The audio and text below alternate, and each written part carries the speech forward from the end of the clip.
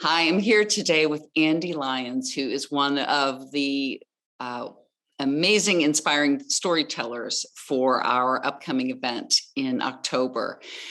Ande Lyons is a four-time founder, yes, four-time founder, a startup champion, and as host of this really amazing, popular live stream show called Startup Life Live.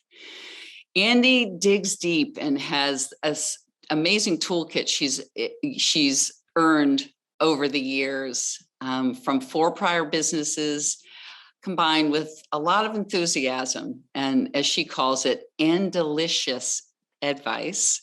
Ande, I love this term, Ande, edutains first-time founders through amazingly inspiring conversations with diverse groups of founders, investors, and experts. So we're happy to have you here today to share a little bit about your personal story. So how are you, Ande? I'm wonderful, and I'm so honored and delighted to be here with you, with your listeners and your community, to add, another perspective to this wonderful journey called life. Yeah.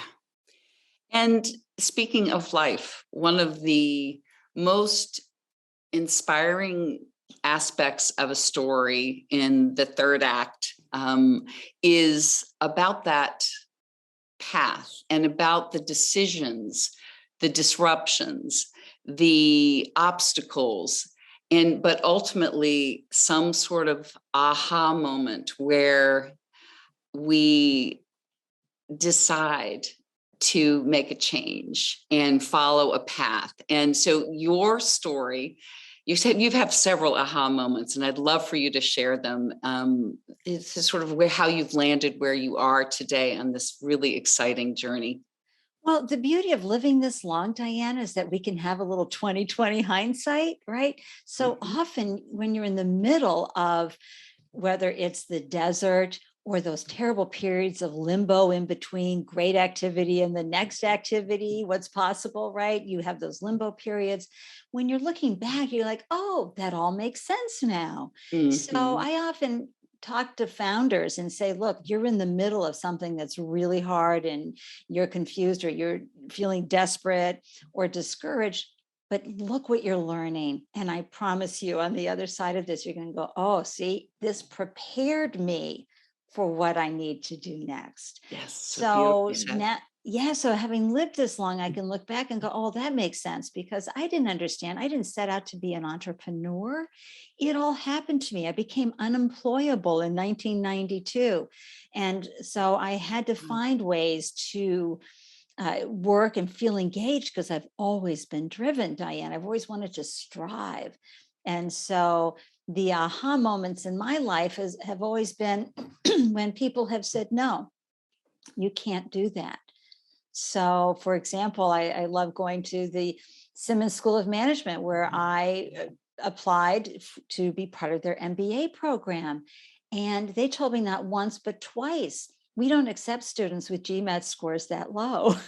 And so why wouldn't you just go, I give up, right? But I knew enough self-awareness at the time that I will never do well in a standardized test. And I don't want that to be the litmus test of whether or not I can do well under this rigorous curriculum. And so I shored up my options by taking courses at Northeastern, 3 semesters in one of algebra, 3 semesters in one of expository writing, so people could understand, wow, she does have the critical thinking. And then to really shore things up, I took a 3-month intensive of statistics. And I learned after the midterm that where I scored a 74, thank God I passed, I learned that Simmons would happily accept me into their MBA program, provided I got a B+ or better on the final in statistics. And I had to do statistics to figure out the odds of that happening. But I hired a tutor and I nailed it. I got a 94 in the final. That, combined with class participation, gave me the results, and I got into the program. that was a great aha. But I want to say it was even more important that during the class on operations, and this is really important to take in, I'm an entertaining person. I'm out there charming. I can be a little bubbly and not everybody's cup of tea. So when I was not doing well in operations, I met with the professor and I said, "Oh, well, I am just so right brain and a creative and this and that." And he goes, "Andy, you have one of the strongest left brains I've ever met. You just have Ooh, not learned how to use it." wow. And, it was like the matrix happened in my brain. I just had this shift in my head and I just went, "Oh my gosh, you're right. I mean, look at the strategy I implemented just to get into this program, for crying out loud. That's all left brain." Yes. That Yes. shifted my life completely. So not only did I get the confidence of having an MBA after my name, but also the confidence of, oh, this is how my brain works. I just hadn't been taught how to use it. And that informed That's how I moved forward. So as I went into banking right after grad school, and not because it was a fit, but because I wanted great. to get that perspective. But really that was done in 92 and I had to figure out ways to stay involved, right? So I helped somebody raise money for a startup they had. Then my husband and I, were busy trying to birth babies and we'd had a loss in each trimester. So going to work for someone was not an option. And the universe was pretty much telling me, no, you can't have kids. Well, I got to tell you, I was willing to try one more time. And we had Hunter. And then for some reason, I tried one more time. And we have Matthew. They're two young adult men who are fully Mm. engaged in life and have blessed us completely by being the greatest gift of our lives. So, Well, it's clear to me that throughout your life, it sounds like, and you continue to this day, you follow your heart. You follow yes, that something that you truly dream and desire instead of letting the first obstacle say, oh, okay, and exactly. then go back and hug your tree safely. And you continue to do that. You continue and not only for different businesses, but so tell me about this incident or this Yeah. So, discovery uh, moment in 2019. I share all this because of what Diane you just said, which is this need of mine to feel connected and on purpose on what I'm doing. I just cannot be on purpose when I get out of bed in the morning. It just won't work for me and I get very sad. So, I in 2019 I was, exploring and I was doing, certainly busy. I was coaching founders. I was co-hosting a monthly pitch event here in Boston for founders, but I wanted more. And on Instagram, a friend of mine's photo came by, as we do. We scroll through Instagram, and her dog had her paw on this book called Outrageous Openness by Mm. Tosha Silver. And I was like, oh, I'm curious about this. And then I looked at another book of Tosha's because I pulled on that thread. And another book was called It's Not Your Money.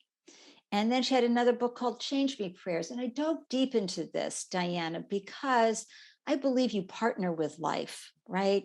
I'm not one of those people who say, oh, I have an intention, so that will happen. No, that's just setting yourself up to fail. That's setting yourself up to have more blame and shame in your life. And frankly, it's a Mm. privileged point of view. But you can know how you want to feel.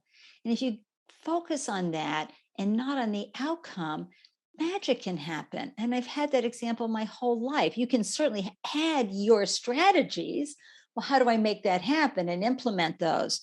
And so to me, I wrote down after reading her book, which was more about, being on purpose, but also surrendering to the outcome, sort of partnering with life as to how that will show up instead of, women who are dating, oh, he needs to have blue eyes, long black eyelashes. They don't say, I don't care what he looks like as long as he gets up with the baby in the middle of the night. You know, it's the same thing with how you want to be in the world. And you can really start thinking about that. And so for me, I said, well, what's really important? And I love alliteration, obviously, and delicious advice. And so I put together a bunch of C's: conversation, community, connection, collaboration, contribution, celebration. That's how I wanted to be in the world. And I just focused on that during my journaling, I'm one of the, artist way people where I like to journal in the morning and sort of, get my thoughts out and all that. And we, continue to progress in life, continue to have conversations and community through my startup event, pitch event and coaching and mentoring at accelerators when the pandemic shut us down. And so I brought the pitch event online because I've been live stream hosting since 2013. And I thought, I better do this for myself. And so I went live. I hadn't really hit the live button in a few years. I had stopped. I just thought I'm getting too old for this. Who wants to look at an older woman on video? I don't know if I want to look. I mean, I had my own judgments and constraints, I'll be honest with you. But I did one show and I thought, I really love this.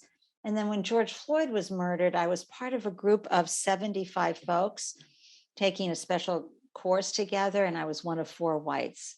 And I said, oh my gosh, the common theme I'm hearing among all these founders and Black founders, is that they want amplification, they want representation, and it's really hard to do that. So that was July 1st of 2020, I went full on with the Startup Life Live show, airing twice a week, amplifying diverse founder voices and investors and experts. Now, in early 2019, did I think conversation, community, connection, collaboration, contribution, and celebration would show up that way? And of course, let's add another C, confidence. I'm going to add another C, clarity. I mean, so clear on your purpose. I love it. And so I encourage anybody who is exploring their third act, like, what do you want to do? Don't focus on what the action is. Focus on how you want to feel.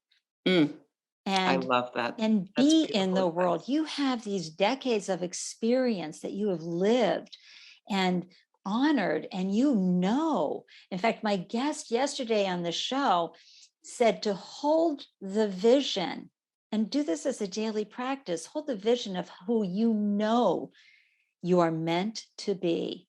Oh, I loved that, because that you have more to give, especially women know they have more to give, because we're not anchored any longer by children and all sorts of responsibilities. This is our time. And our time. And the awareness, the fact that in some cases, some people have to dig deep in to unearth those dreams or those desires, because we've done such a skillful job of burying them in our midlife. So this is our time, is exactly the mantra to but shout. Also, Diana, the indoctrination we see every day of what you're supposed to look like. Yeah. At this age, hunched over, an old sweater on, curly gray hair, helmet of gray hair. And look, if that's who you want to be, I love that. I have a good friend who does that. She just likes to watch her shows, and that's it. I love that. But don't get caught up in that is how you've been indoctrinated. So not only have you not uncovered some folks of who, what is it that I want to do? Or even hung out in that question and the mystery of that, but it's also coupled with the indoctrination of how it's supposed to look. I'm supposed to be part of a 55 plus community. I'm supposed to be retired. No, you might have a book in you that you want to share from your lived experience, some really amazing stories, or you may want to become a chef at a restaurant. You may want to explore teaching. You may want to be on a cruise ship entertaining. Who cares what it is? Sit with yourself. And also today, Diana, so often it's like, well, I need the answer in like 2 to 3 weeks. Okay. And of course, we've been watching TV shows solve major problems in 60 minutes. So can I have that answer like right away? No. I sat with this for a long time. And even then, even doing the show, it took another 6 months until January of 2021, when I went, oh my God, this is my joyful purpose. This is my ikigai, And well, all of I love the expression connecting the dots, and all of them are aligning. And what's beautiful about your journey is that you're your focus on how you want to feel and your purpose is only expanding, and your vision moving forward. Share a little bit, if you would, about your vision of where you want to evolve your show and the impact you want to make. Well, and folks, this is something that's really important too, because you're going to have your vision and you're going to start putting it out into the world, and you're going to hear crickets.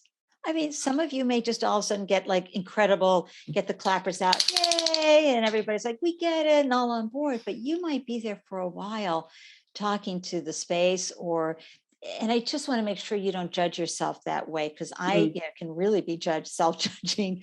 And here's where I came to in this lived experience: 4 times founder, startup champion, which means I love to not just cheer founders on, I believe in them.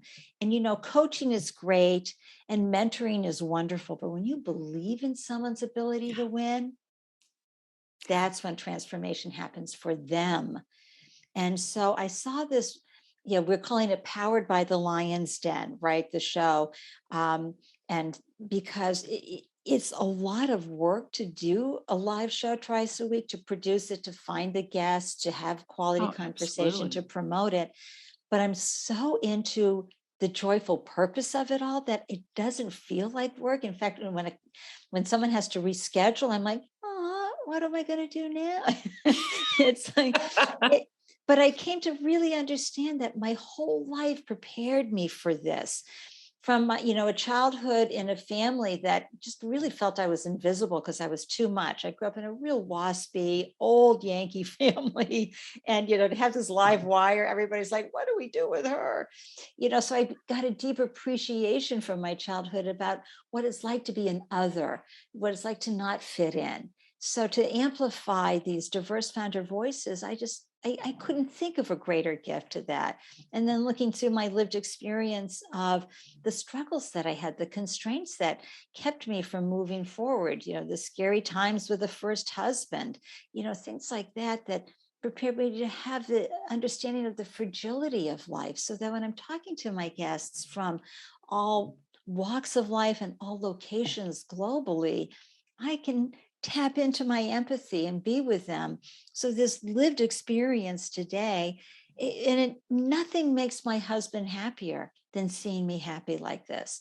So even though we haven't had as I often say about my life with my darling man for 37 years, we've lost babies, we've lost businesses, we've lost all our money, and we've lost all our hormones. But we never lost each other. And so, his third act is like hitting it out of the ballpark. We call ourselves the Tom Brady family, couple. We're hitting out of the ballpark in the last few seconds of the game. But so he couldn't be happier to fund, what I'm doing, because he knows the impact. So it's like, this is a being for me. So I will get up every day and focus on this because I know the impact it's having.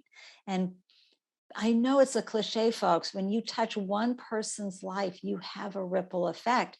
And even though it may not feel good because you don't have the vanity measurements, meaning so many likes, so many comments, so much engagement, so many impressions on the social platform, you have to bring yourself back to, is this fulfilling me? Yes. Am I happy? Yes. Am I doing something that serves the world? Yes. I mean, it's that ikigai, right? And do I feel on purpose? Yes. And am I good at what I do? And I just want to add one more thing, Diana, which is I never thought this was a possibility to be able to talk into a video camera and reach people globally. Because in 1986, when we first got those big clunky video cameras, everybody remember those? But I think VHS in them. I created a video montage for my parents' 40th wedding anniversary, and I went around and interviewed their friends. I said, oh my gosh, do I love this? And wow, do I look great on that camera? And I love talking into the camera. I love the whole thing. And I'm like, how could I do this for a living? not possible. But look what happened Here 30 plus you years later. are. Oh my gosh.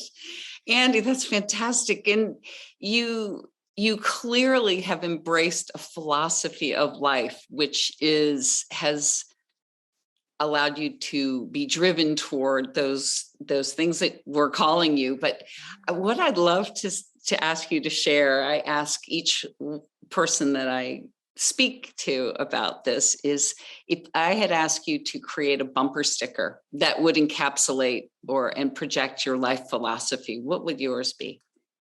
It's very clear. Life happens for you, not to you. Man, yes.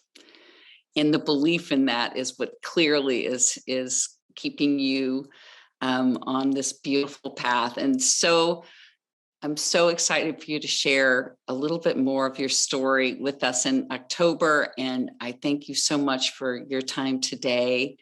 It's been such a pleasure. Thank you. Thank you, Diane. And thank you, everyone, for listening.